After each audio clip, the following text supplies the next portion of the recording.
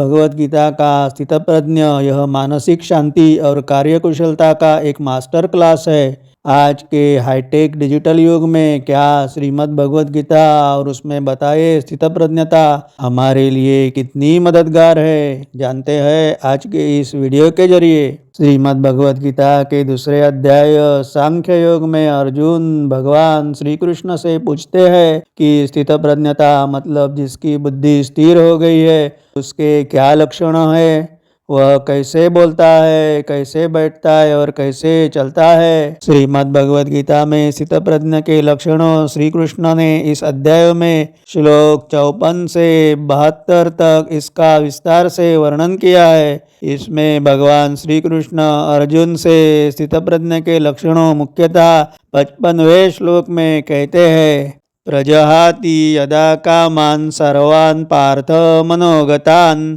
आत्मन्येवात्मना तुष्टः स्थितप्रज्ञस्तदोच्यते। मतलब है अर्जुन, जिस समय मनुष्य मन में स्थित संपूर्ण कामनाओं को त्याग देता है और अपने आप से अपने आप में ही संतुष्ट रहता है, उस काल में वह स्थितप्रज्ञ कहा जाता है। आगे श्री कृष्ण कहते हैं, दुःखेष्वनुद्विग्न मनः सुखेषु विगत स्पृहा विगत राग भय क्रोधा स्थितर्धीर्मुनिरुच्यते।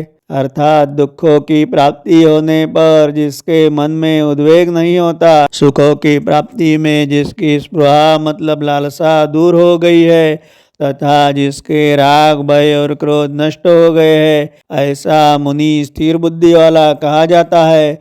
संत ज्ञानेश्वर महाराज ने भावार्थ दीपिका यानी ज्ञानेश्वरी में इन श्लोकों की अत्यंत सरल और व्यावहारिक व्याख्या की है। उन्होंने स्थितप्रज्ञ को एक ऐसे समुद्र की तरह बताया है जो नदियों के मिलने से विचलित नहीं होता। जैसा कस्तूरी मृगु आपणिया आपण पे न ओळखे धनंजया, तैसा आत्मसुखाचिया सोहळा जो मग्न से। अर्थात जैसे कस्तूरी मृग के पास स्वयं कस्तूरी होती है, वैसे ही हर इंसान में स्थितप्रज्ञता के लक्षणों होते ही है, पर जैसे कस्तूरी मृग उसे बाहर खोजता है, वैसे ही हम लोग स्थितप्रज्ञता के लिए दर दर भटकते रहते हैं। लेकिन जो व्यक्ति बाहर के विषयों को छोड़कर अपने ही आत्मसुख में मग्न रहता है, वही स्थितप्रज्ञ है। ज्ञानेश्वर जी कहते हैं कि जैसे कछुआ अपने अंगों को समेट लेता है, वैसे ही स्थितप्रज्ञ अपनी इंद्रियों को विषयों से समेट लेता है। उन्होंने इसे अखंडित आत्मबोध की स्थिति कहा है। भारतीय संत परंपरा में स्थितप्रज्ञता को सहज अवस्था या जीवन मुक्ति कहा गया है। संत तुकाराम महाराज ने उनके अभंग में कहा है, चित्त समाधान पावे तरीच लाभ जानावा। मतलब यदि चित्त को समाधान मिल गया तो समझो सब मिल गया।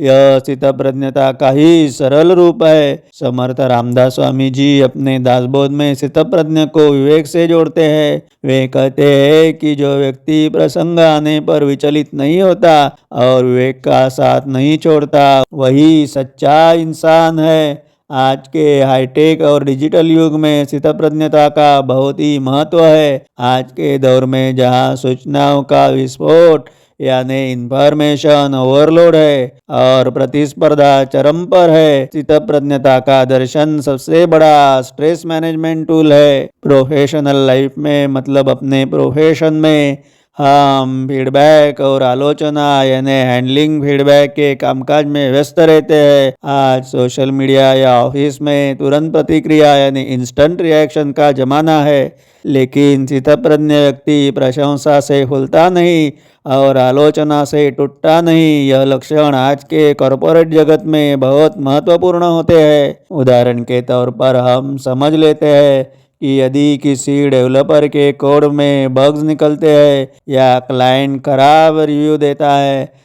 तो एक स्थितप्रज्ञ प्रोफेशनल उसे व्यक्तिगत हार यानी पर्सनल फेल्योर न मानकर सुधार के अवसर के रूप में देखता है। हाई प्रेशर मीटिंग में जब हर कोई घबराया होता है, तब स्थिर बुद्धि वाला व्यक्ति ही सही निर्णय ले पाता है और वही जॉब में सबके आगे निकल जाता है, बड़ी तरक्की भी करता है।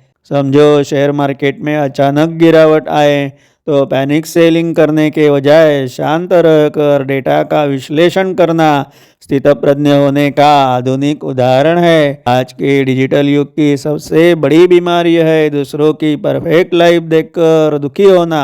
यहाँ श्रीमद् भगवद गीता हमें सिखाती है आत्मन्येवात्मना तुष्टः, यानी अपने आप में संतुष्ट रहना सीखो।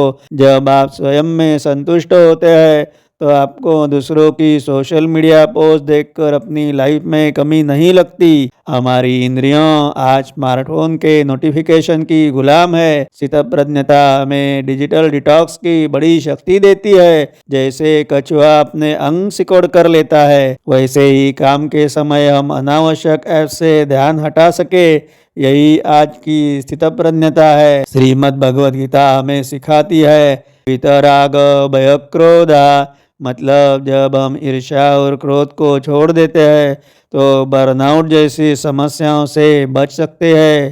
स्थितप्रज्ञता का अर्थ हिमालय में जाकर बैठना नहीं है, बल्कि कोलाहल के बीच शांत रहना है। आज के एआई और डेटा के युग में आपकी सबसे बड़ी संपत्ति यानी एसेट आपका शांत मन है। जो व्यक्ति अपनी भावनाओं के डेटा को प्रोसेस करना जानता है और बाहरी एल्गोरिदम से प्रभावित नहीं होता, वही आज का सच्चा स्थितप्रज्ञ है। जय श्री कृष्ण।